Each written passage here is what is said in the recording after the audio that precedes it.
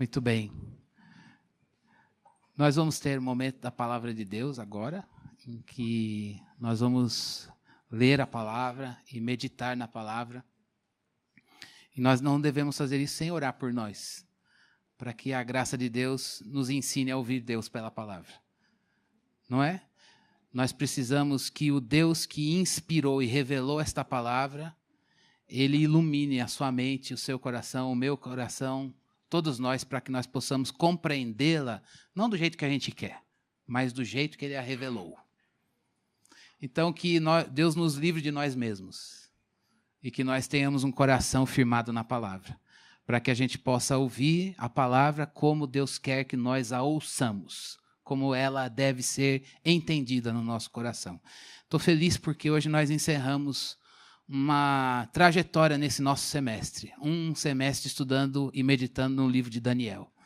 E hoje nós vamos meditar no último capítulo, crendo que o Senhor soberanamente nos trouxe sua palavra para que nós pudéssemos conhecê-lo revelado nas Escrituras. Irmãos, o tema deste ano é Firmes na Fé, porque os dias são maus. O Gui, na abertura desse culto, ele disse que esse dia mau, ele tem uma instância macro no mundo, mas ela também se manifesta no micro, na sua vida. E às vezes a gente pode esquecer de Deus, achando que Deus é o Deus das coisas grandes para cuidar da ordem, cuidar do encaminhamento dos fatos na história da humanidade, mas a gente se esquece que ele também consegue enxergar você. E que ele também consegue trazer ordem para o caos da vida. Então vamos entender isso, Deus, no mundo e na minha vida e no mundo. Eu quero ver o Senhor, eu quero perceber o dia mau, chega lá e chega aqui, mas eu quero estar firme na fé. E eu quero lutar para que o mundo fique firme no Evangelho. Amém? Vamos orar? Senhor, nós agradecemos ao Senhor pela Tua palavra, que está junto de nós. Te louvamos pelo período do louvor, quando cantamos que, assim como nós temos o ar para respirar, assim como nós podemos falar e sabemos que o Senhor está aqui. Ó Deus, obrigado pela alegria que temos também de ver crianças nessa igreja. Obrigado, Deus, porque o Senhor tem nos dado vida. Obrigado porque o Senhor tem unido pessoas. O Senhor tem gerado famílias. E nós também, ó Deus, agora agradecemos ao Senhor pelo privilégio de usar o tempo, com a mente, o coração, para ler a palavra. Obrigado pelo privilégio de ler a Bíblia, de tê-la em nossas mãos, de tê-la traduzida na nossa língua, de tê-la, Senhor Deus, de poder andar com ela explicitamente, carregá-la por onde formos. E, acima de tudo, obrigado pela alegria de ver o Senhor colocar a palavra no nosso coração. Ó Deus, ajuda-nos a cumprir o que o salmista disse: escondi a Tua palavra no meu coração, para não pecar contra Ti. Dá-nos amor pela palavra, Senhor. Dá-nos zelo pela palavra. Dá-nos, ó Deus, desejo pela palavra. Aguça a nossa percepção do Senhor na palavra. Deus, que não seja um tempo apenas, mas sejam corações diante de Deus, o Deus que está aqui, como cantamos. Corações, Senhor Deus, que estão prontos para fazer o que a Tua palavra diz. Dá-nos amor por Ti, para que, amando o Senhor, nós obedeçamos a palavra. Deus, tira a dureza do nosso coração. Tira a incredulidade do nosso coração. Tira, Senhor Deus, coisas que possam nos impedir de crer na palavra. Que ela fale mais do que qualquer outra voz dentro de nós. Que ela fale mais e melhor do que qualquer outra palavra que ouvimos, que não tem nada a ver com ela. Ó Deus, que a voz do Senhor traga o entendimento das circunstâncias da vida de cada um que está aqui nesta noite. É a nossa oração em nome de Jesus. Amém. Eu convido você a abrir sua Bíblia em Daniel 12. E nós vamos ler, primeiramente, os versículos 1 a 4.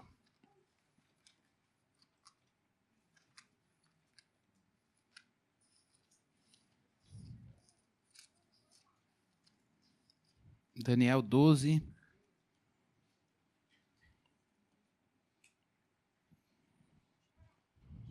1 a 4. Todos acharam? Então a palavra de Deus nos diz assim: Nesse tempo se levantará Miguel, o grande príncipe, o defensor dos filhos do teu povo, e haverá tempo de angústia, qual nunca houve desde que houve nação até aquele tempo. Mas naquele tempo será salvo teu povo, e todo aquele que for achado inscrito no livro. Muitos dos que dormem no pó da terra ressuscitarão, uns para a vida eterna e outros para a vergonha e horror eterno. Os que forem sábios, pois, resplandecerão como fulgor do firmamento, e os que a muitos conduzirem à justiça, como as estrelas, sempre e eternamente. Tu, porém, Daniel, encerra as palavras e sela o livro, até ao tempo do fim. Muitos o esquadrinharão, e o saber se multiplicará. Versículo 5. Então eu, Daniel, olhei, e eis que estavam em pé outros dois, um de um lado do rio e o outro do outro lado. Pode deixar a tua Bíblia aberta, e a gente ainda vai voltar para alguns outros versículos. Esse último capítulo, ele é um corpo, desde o capítulo 10, que trata das últimas coisas. E muito bom para nós que temos o Antigo e o Novo Testamento, que a gente pode ver a obra toda consumada. Daniel estava aqui saudando Cristo de longe. Cristo veio, viveu, morreu, ressuscitou, ascendeu aos céus e disse que voltará. Então a gente tem a história com a revelação máxima de Deus, que é Cristo Jesus, e ela é o norte para a gente olhar o Antigo e o Novo Testamento. Daniel ainda estava, como diz o autor de Hebreus, saudando Cristo mais próximo do que os outros, mas ainda de longe. Agora, interessante a gente perceber que no momento em que Daniel recebe essas revelações que ele recebeu, ele está ali olhando na perspectiva da história de Israel, na história do povo de Deus. E é por isso que a gente vê a repetição constante no recado que Deus dá para ele, da história das nações que se sucederiam, da Babilônia, da Pérsia. Se tem uma coisa que você vai guardar esse semestre, é Babilônia, Medo-Pérsia, grego, romano, até chegar em Jesus. Isso tenho certeza que dá para fazer uma sabatina que todo mundo vai decorar. E é de fato isso. O máximo dessa angústia seria num período antes de Cristo nascer, quando um homem atribulado na vida, chamado Antíoco Epifanes, vai lá e profana todo o templo de Deus, no meio dos judeus, mas Deus sempre mostrando para Daniel, dizendo assim, eu vou mandar eu vou vir com o resgate, que é Cristo Jesus. E depois desse resgate, vem o tempo do fim. É aqui que eu quero que você preste bastante atenção. Irmãos, depois que Cristo cumpriu a tarefa e o Espírito Santo desceu, até que ele venha, é última hora. Hoje é última hora. Ontem foi última hora. Amanhã será a última hora. Depois que Cristo foi e o Espírito Santo desceu, lá Atos capítulo 2, começou. E até ele voltar, não tem mais nada para manifestar. Nós aguardamos o quê? A volta de Cristo. Portanto, a igreja primitiva, na Idade Média, na Idade Moderna, na Idade Contemporânea e até Cristo voltar, todos nós estamos na última hora. A igreja de Jesus, em outras palavras, você, eu, Cristo fundou a igreja para que ela vivesse na última hora. A pergunta é, você sabia disso? Se não sabia, ok, está sabendo. Não apenas se você sabia, mas você já se deu conta do que é viver na última hora? Você já se deu conta do que significa encarar a vida pelo Evangelho na última hora? Porque a igreja foi fundada por Cristo e ela é habitada pelo Espírito de Cristo, que é o Espírito Santo, para viver na última hora. Quer você goste, quer você não goste, quer você saiba ou não saiba, a última hora, ela tem um núcleo duro. Ela tem marcas que não vão deixar de aparecer para você, para mim, para todos nós. Daniel, muito tempo antes de Cristo aparecer, neste capítulo e um pouquinho nos capítulos anteriores, Deus já estava dizendo para ele, virá Cristo, e quando ele vier, começará a última hora. Irmãos, a última hora, que é o período em que você vive, em que eu vivo, ela tem marcas. E quem nos disse isso? O texto de Daniel disse.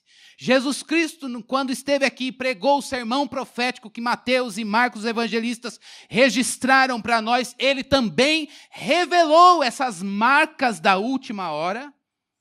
O próprio apóstolo Paulo, que viveu logo depois, também recebeu a revelação, dizendo que as marcas desta última hora, e por fim, não mais, mas de uma forma singular, João recebeu a revelação do Apocalipse, mostrando o que são essas marcas da última hora. Porque Daniel, Jesus, Paulo, João, a palavra de Deus deixa claro para você e para mim quais são as marcas desta última hora. Porque você vive nela.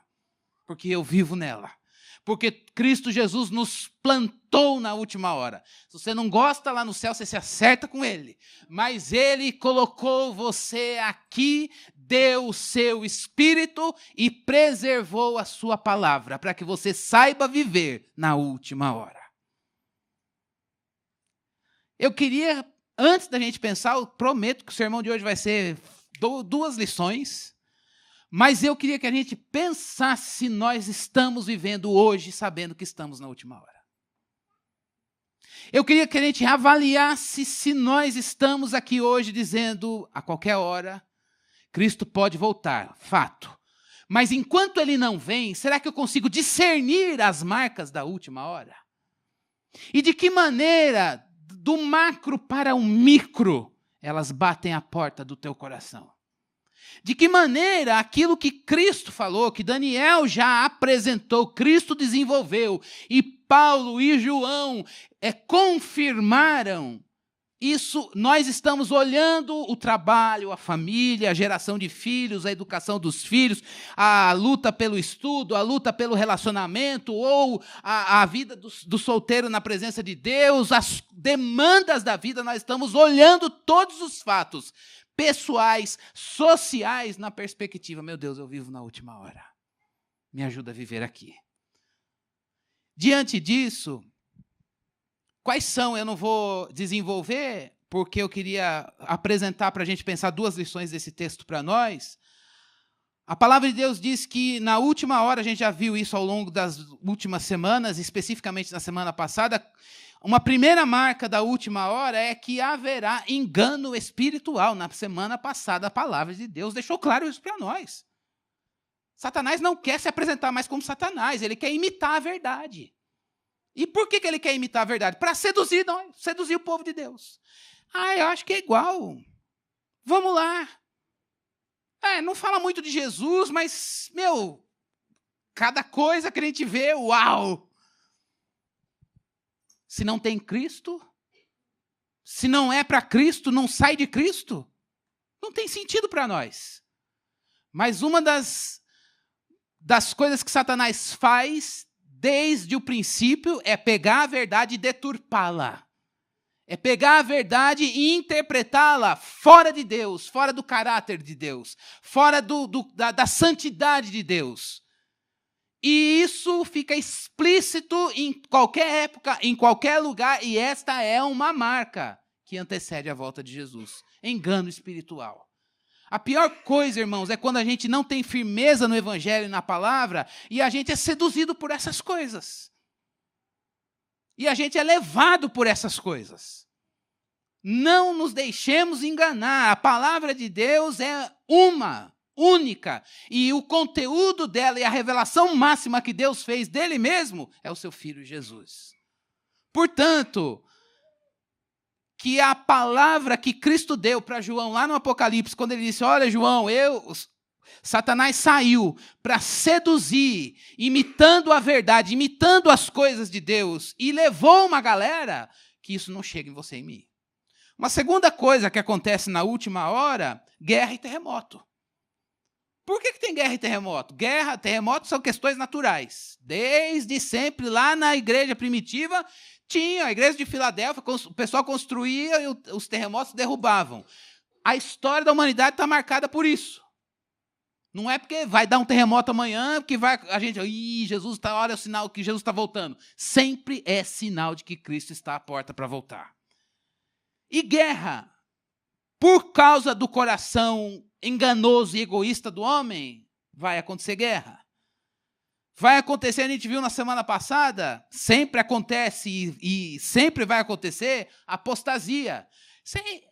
Às vezes a gente fica indignado, como é que pode alguém conhecer a palavra e jogá-la fora? Ou deturpar a palavra e dizer, não quero jogar fora essa palavra, e prefere seguir os ídolos do coração. Pois isso acontece. É marca da última hora. Essa aqui é pior ainda. O amor dos crentes vai se enfraquecer. O amor enfraquece. Amar não é. Para que amar?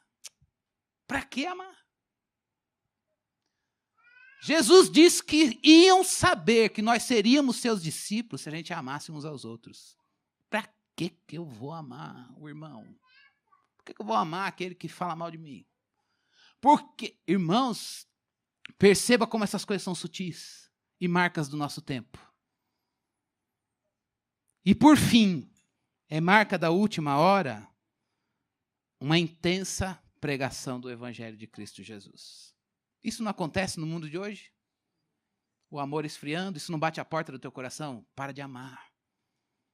Mas, ao mesmo tempo, a gente olha algumas coisas e vê o Espírito Santo de Deus dizendo, vamos pregar o Evangelho. E aí o Senhor nos renova na palavra e a gente diz, eu quero pregar o Evangelho.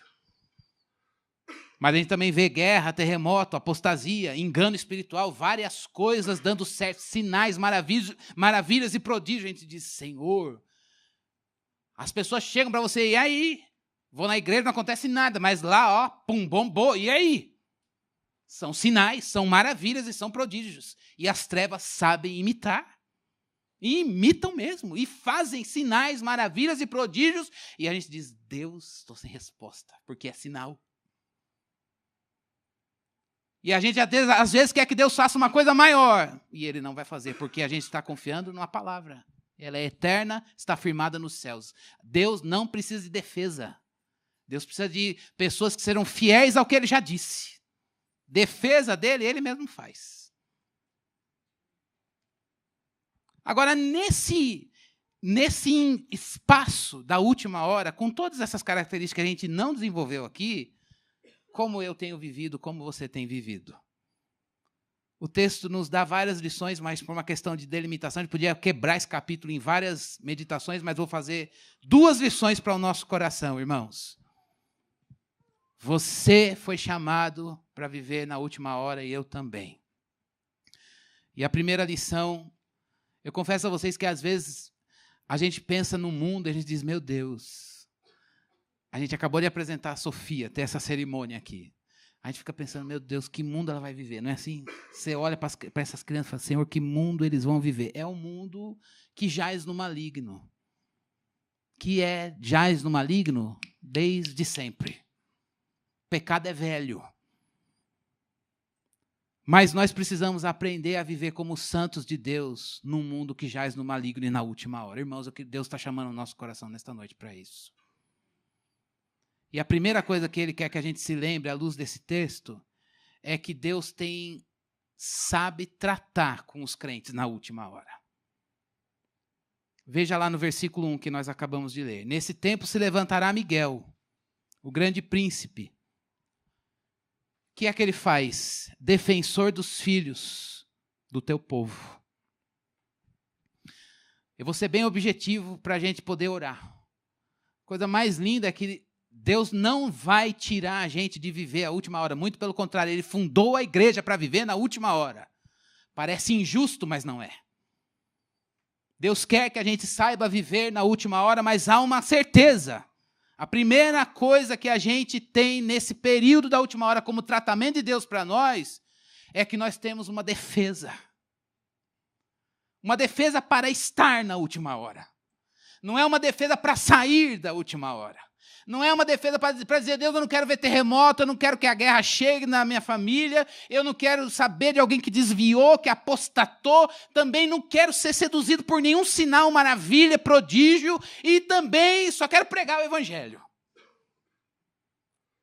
Não, é para a gente ver tudo isso bombardear a gente na sua casa, no mundo, na cidade de São Paulo, no Brasil, e você perceber que no meio disso tudo tem uma promessa de Deus para nós. Qual é?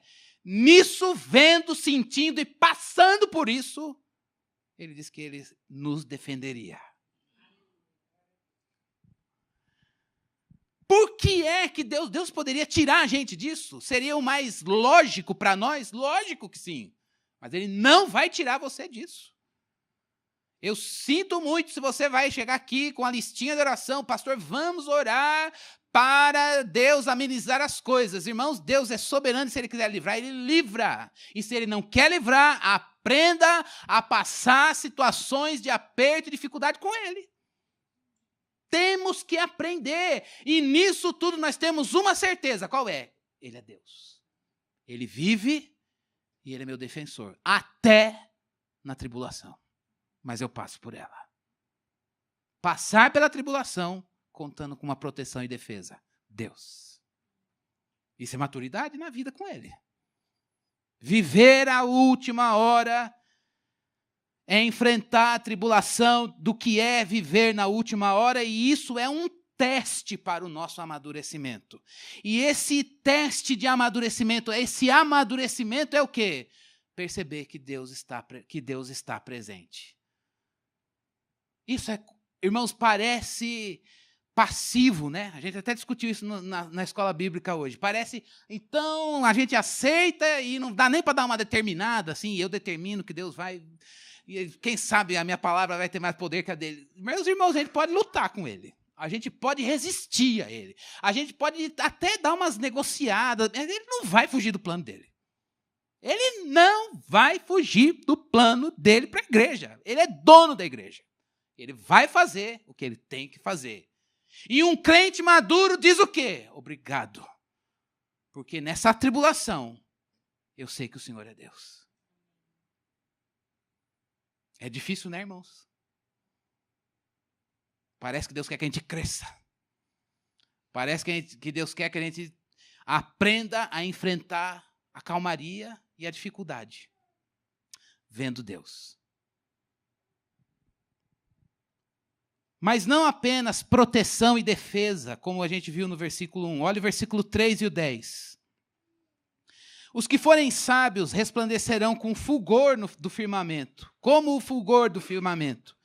E os que há muito conduzirem à justiça, como as estrelas sempre eternamente. Agora vamos ao 10. Muitos serão purificados, embranquecidos e provados, mas os perversos procederão perversamente. E nenhum deles, olha só, entenderá, mas os sábios entenderão. Não é o sofrimento e a gente anda num mundo cego sem saber de onde veio e para onde vai. Há entendimento. A fé cristã não é ilógica. A fé cristã ela não é uma coisa que a gente sente. A fé cristã é para ser pensada. Deus quer que a gente entenda e tenha sabedoria para viver na última hora. E Ele está dizendo isso. O meu povo vai entender. No meio da dificuldade, o que o meu povo vai fazer? Vai ter sabedoria. E a sabedoria deles vai resplandecer.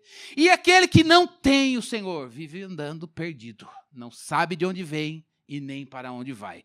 Eu não sei se isso é um valor para você. Eu não sei se isso coloca você de joelhos diante de Deus. Eu não sei se isso faz com que eu e você gastemos recursos e força do nosso coração para orar ao Senhor por isso. Mas Deus quer que nós sejamos sábios.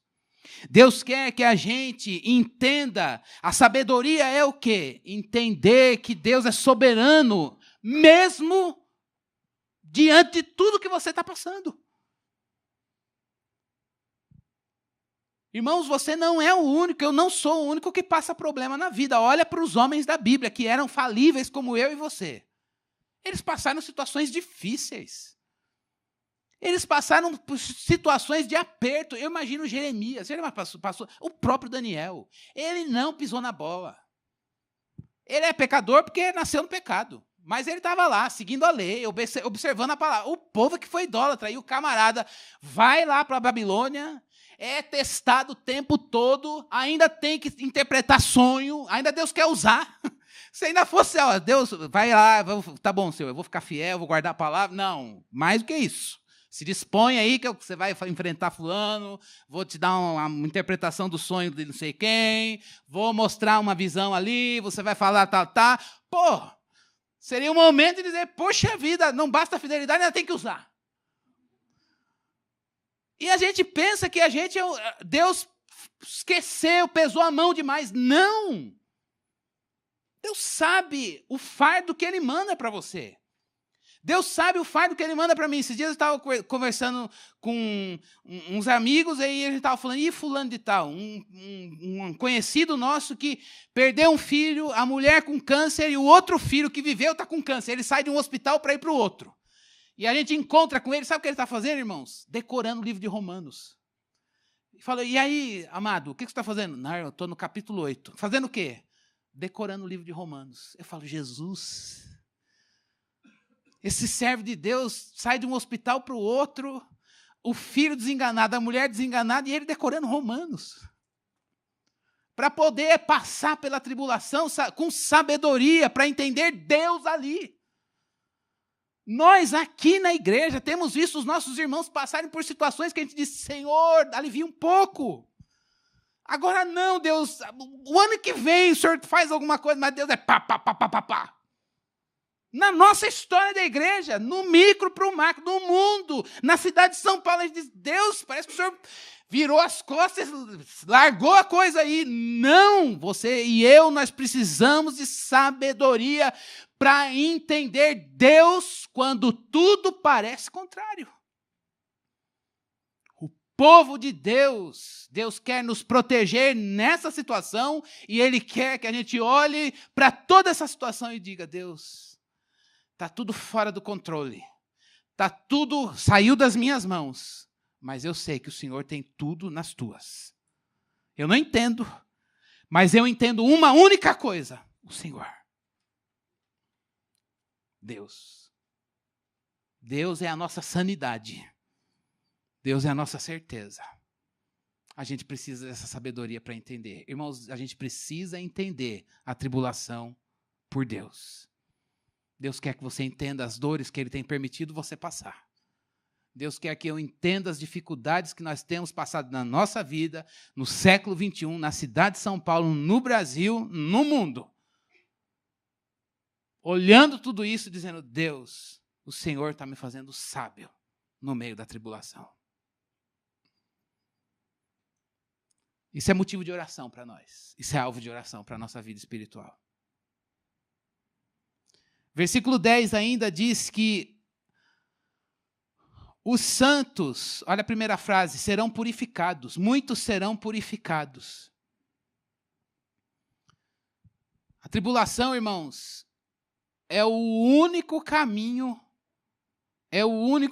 para a gente trilhar o caminho de Jesus. Romanos capítulo 5, Paulo diz isso. Em Romanos capítulo 5, Paulo disse, olha, vocês vão passar o crente passa pela tribulação, pelo sofrimento, pela dificuldade, pela adversidade, mas não sem esperança. Qual é a nossa purificação? Que o próprio Pedro, lá no capítulo 1 da sua primeira carta, vai dizer, gente, fiquem felizes quando vocês passarem por dificuldades. Porque a nossa fé, ela precisa ser provada, ela precisa do choque da tribulação. Porque na tribulação nós somos purificados. E não é assim. Todas as vezes que você sabe que Deus não sabe como Ele vai te livrar, se Ele vai te livrar. Mas uma coisa é certa, perceber Deus na tribulação santifica. Você fala, Deus, o Senhor me fez amar uma coisa que eu não conseguia amar. Irmãos, o sofrimento com Cristo deixa a gente parecido com Jesus. Isso é uma delícia. É uma maravilha. A gente diz, Deus, doeu. É difícil para mim. Mas eu vi o Senhor arrancar o pecado da minha vida. Coisa que eu lutei, coisa que eu tentei, coisa que eu fui bater ali, pedir ajuda, não sei quem. Mas o sofrimento, que é o sofrimento que encontra eco lá na cruz de Jesus. Lembra do se alguém quiser vir após mim, negue-se a si mesmo, tome sua cruz e me siga. Irmãos, aceitar o sofrimento da cruz, aceitar o desafio e o sofrimento que é andar na verdade, andar no evangelho, andar no caminho que é Cristo, santifica a gente. E a gente diz, Deus, que bênção, porque eu estou livre de mim mesmo. Estou livre das minhas chatices, estou livre da minha mesquinhez, estou livre do meu egoísmo, estou livre da minha preguiça, estou livre das minhas manias que em demasia viram pecado, atrapalham o meu relacionamento com o Senhor, atrapalham o meu relacionamento com a igreja, meu relacionamento com minha família, com o próximo, comigo mesmo. Que bênção, doeu, mas a soberania do Senhor na tribulação me preservando, me fez puro e fiel. Pense se você não tem um testemunho para louvar o Senhor. De que Ele permitiu que você passasse por aquela tribulação e você diz, Deus, eu percebi que o Senhor me fez fiel. Nem a gente pode, depois de uma experiência dessa, dizer, que crente que eu fui. Mas é lógico, que fé que moveu as montanhas, porque eu passei por essa prova, porque eu tinha uma envergadura espiritual maravilhosa. Não, foi o Senhor. Foi o Senhor que me fez fiel a Ele. Eu cairia, mas Ele me segurou. Ele me fez fiel a Ele mesmo. Nem da nossa ética você não pode se orgulhar. E também, se você não pode se orgulhar, você não pode desprezar o teu irmão. Aquele lá não sabe passar pela prova. Aquele lá é um banana. Eu não ora, não vai na igreja, não lê a Bíblia, fraco, só vive caindo. Pois se você passou, isso nos faz olhar para ele, para o outro e dizer, Deus, por favor. O mesmo Deus que me sustentou, sustenta aquela vida, Deus. E aí a gente se compadece da fraqueza do irmão. Aí a gente se gasta em favor do outro e diz, não, Deus, faz ele fiel. Ainda que seja com dor. A gente ora de uma forma madura. Não, Deus não alivia, não, mas santifica. Afasta o que faz ele cair. É o melhor benefício que o Senhor pode dar. Irmãos, eu tenho coisas na minha vida que me faz com que eu me agrida. E você tem coisas na sua vida que antes de atingir alguém, agride você mesmo. Olha que alegria que é Deus nos deixar na última hora, para que essa tribulação da última hora livre você de você. E a gente vê tudo isso e diz, foi Ele que operou. Graciosamente. Lógico que dói, mas é exato. Trata e liberta. O Evangelho é poder de Deus para salvar a gente. No versículo 12, Daniel diz, bem-aventurado o que espera e chega até 1335 dias. Esqueçam os 1335 dias. O que é para a gente saber é que é para aprender a esperar. Se você pegar um texto, um livro, uns compêndios de teologia, você vai ver zilhões de teorias sobre os 1335, com 70 dos outros capítulos, com 3,5, com mais 3,5, mais um que acrescenta. Ok. Dessa numerologia toda, o recado de Deus para nós é que o crente, na última hora, espera. Espera, irmãos, não é esperar, dizer, vamos vivendo e vamos... Não, é aguardar, uma espera consciente. Eu estou aqui para esperar. Eu quero esperar. Eu quero ter paciência para aguardar o tempo de Deus. Aguardar o tempo de Deus fazer as coisas, tanto na sua vida como no mundo. É a hora dele fazer, eu quero aguardar. Não é a hora dele fazer, eu não quero. Essa é uma dificuldade que a gente só consegue vencer a gente mesmo com a graça de Deus e com a palavra. Discernir, dizendo, Deus, eu preciso de muitas coisas e gostaria que o Senhor as desse. Mas um crente maduro vai dizer, não faça isso. Porque o meu coração é idólatra, se pegar isso agora, não vai saber usar para a tua glória. Entende isso, irmãos? Saber esperar. Não é para mim. O outro pode, mas eu não devo. Pode fazer na vida dele, mas eu não. E eu me alegro com o Senhor na vida dele. E, por exemplo, quando a gente vê... quando você vê, por exemplo, uma pessoa completar a carreira na vida cristã. Pensa em alguém que você diz, meu Deus, aquela pessoa viveu com a fidelidade na palavra e Deus o recolheu para si. Quando a gente olha, e às vezes em meio ao sofrimento, a gente diz, Deus, volta logo, ou me recolhe. Mas se não é o tempo dele fazer, não, Deus, eu quero esperar. Eu quero esperar o tempo do Senhor. Se eu tenho que viver, eu quero viver até o último dia. Eu quero cumprir a vocação do Senhor e viver para a tua glória. Eu quero esperar. Senhor, o Senhor poderia fazer muitas coisas na minha vida, mas eu sei que o meu coração não está pronto. E porque ele não está, eu quero que ele seja preparado. Então não faça, Senhor. Irmãos, saber esperar com paciência, aguardar o tempo certo e não aguardar apenas, mas ser firme e não desistir. A gente vive num tempo que as pessoas cansaram de esperar as coisas de Deus.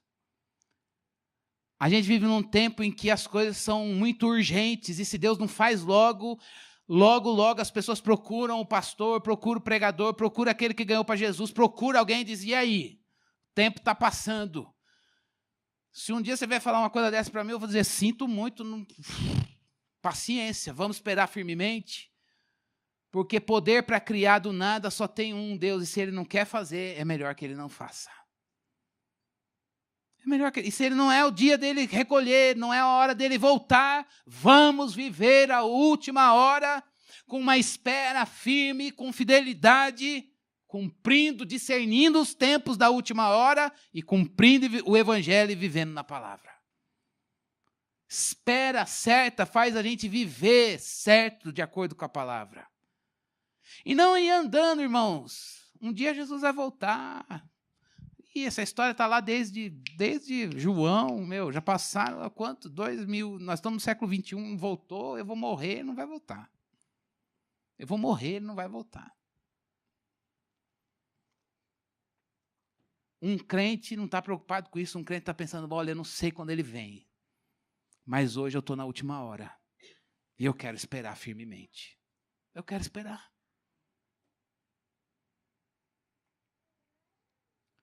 E versículo 13, quando Daniel registra aqui o último versículo, tu, porém, segue o teu caminho até o fim, pois descansarás, e ao fim dos dias te levantarás para receber a tua herança. Irmãos, Daniel morreu no Senhor. O crente, na última hora, vai morrer no Senhor, a não ser que ele venha. Mas se hoje Deus nos chamar para ele, nós vamos morrer no Senhor. Mas a coisa mais bonita daquele que morre em Cristo e o que não morre em Cristo é que aquele que morre em Cristo, tudo aquilo que ele viveu na última hora o acompanha na morte com o Senhor. Isso faz toda a diferença. Ele disse para Daniel, você vai descansar. Descansar aqui é a morte.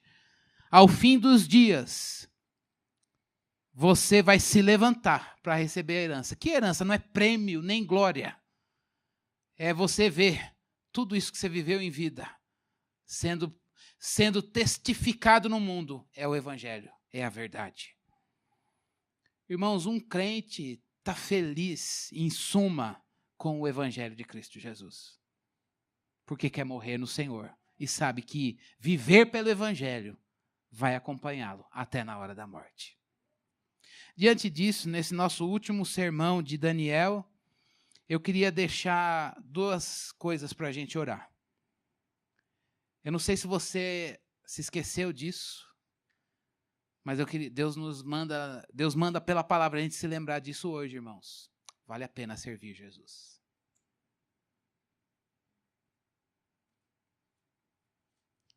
Vale a pena servir Jesus, servir no serviço mesmo.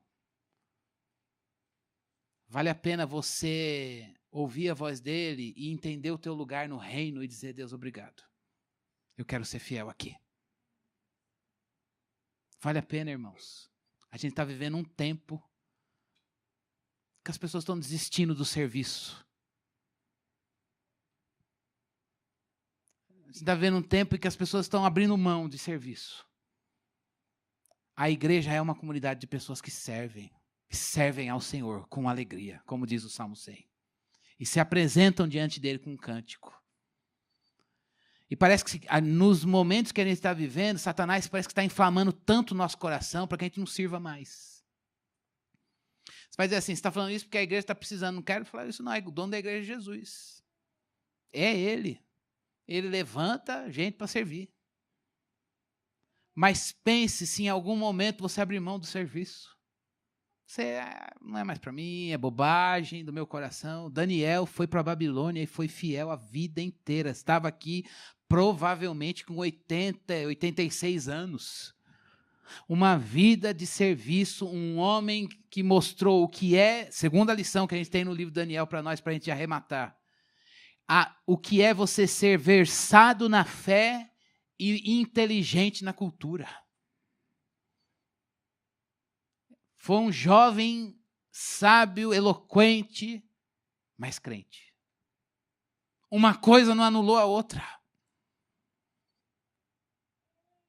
Um jovem que ocupou cargos, e o mais importante não é a ocupação dos cargos, mas o discernimento e a não alienação do mundo, mas olhar o mundo pela ótica da verdade, pela ótica da fé.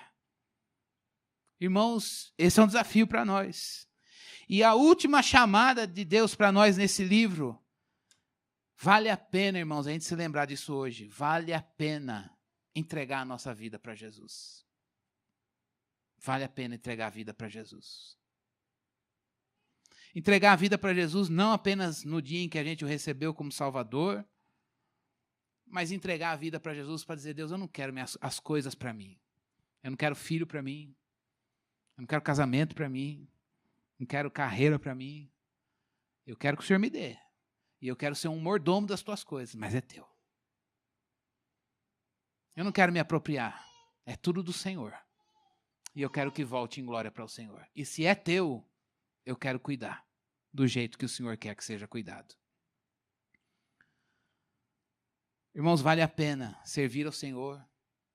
Vale a pena entregar a vida para Deus. Vamos fazer isso hoje? Em oração? Olha que isso é sério.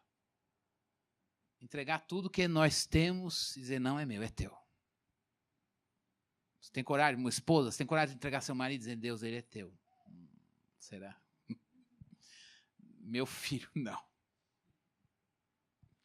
O trabalho está tão bom, Deus. Mas a alegria de um crente é dizer, está indo tudo bem, mas eu quero que o maior bem é ver Deus sendo glorificado.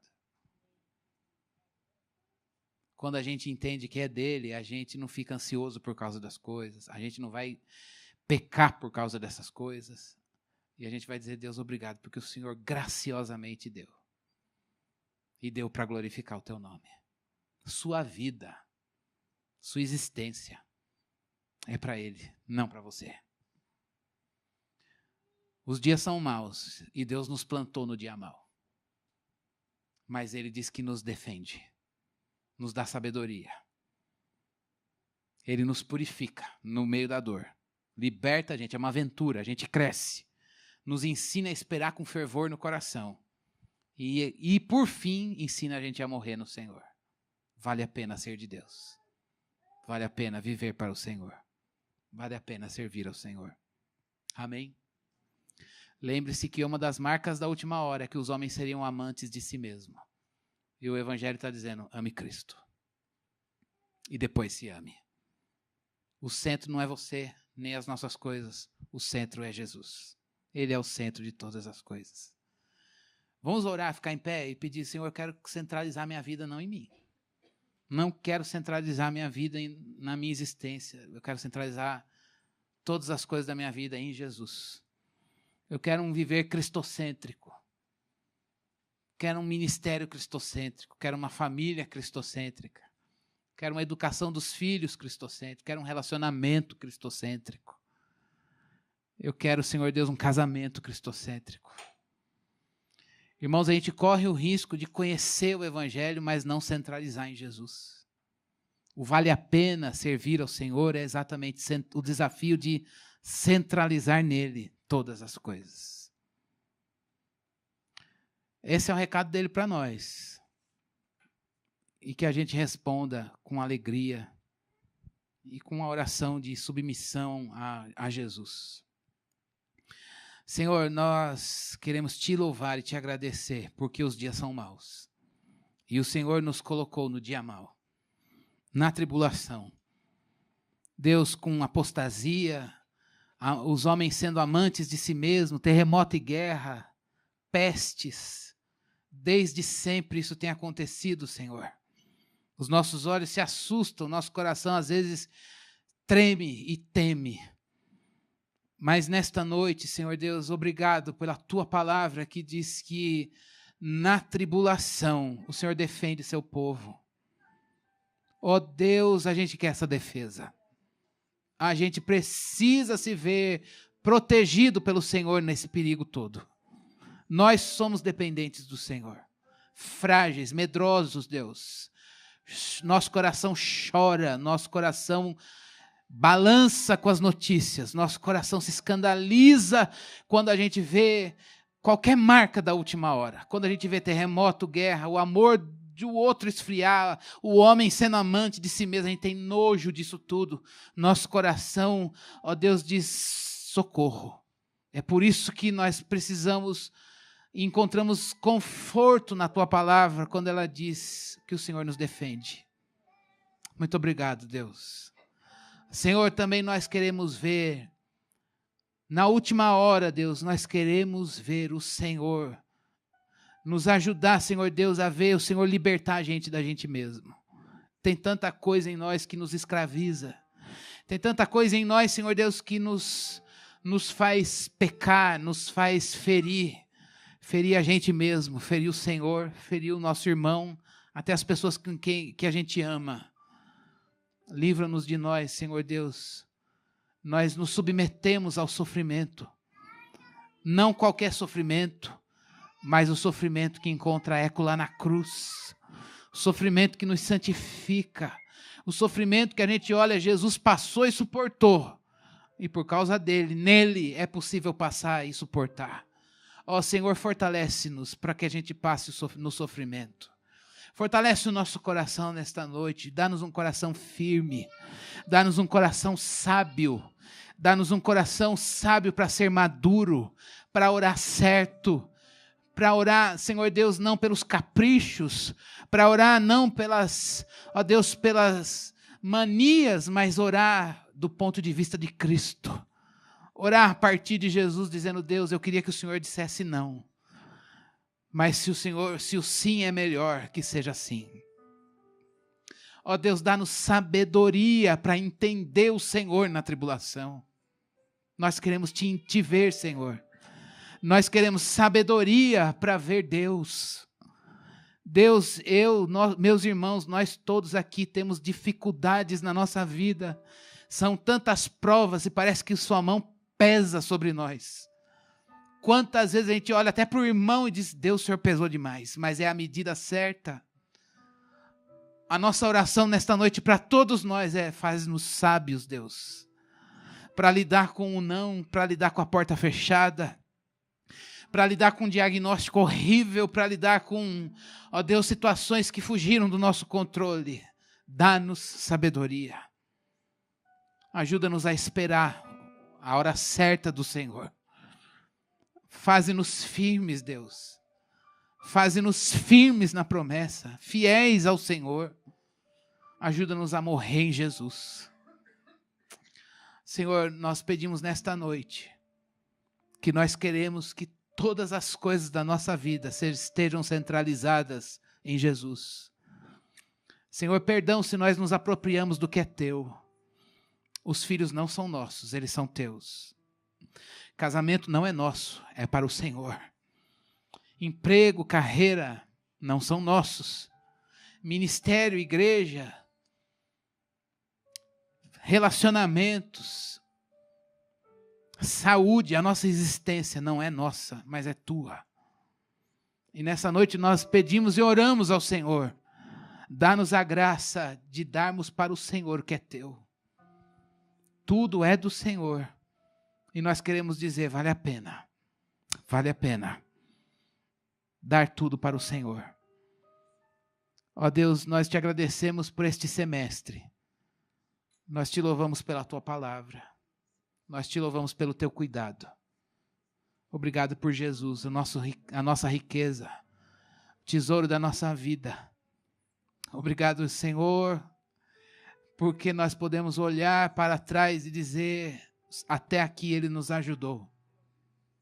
Obrigado, Senhor Deus, porque nós podemos levantar os nossos olhos e dizer, os nossos olhos estão postos em Ti.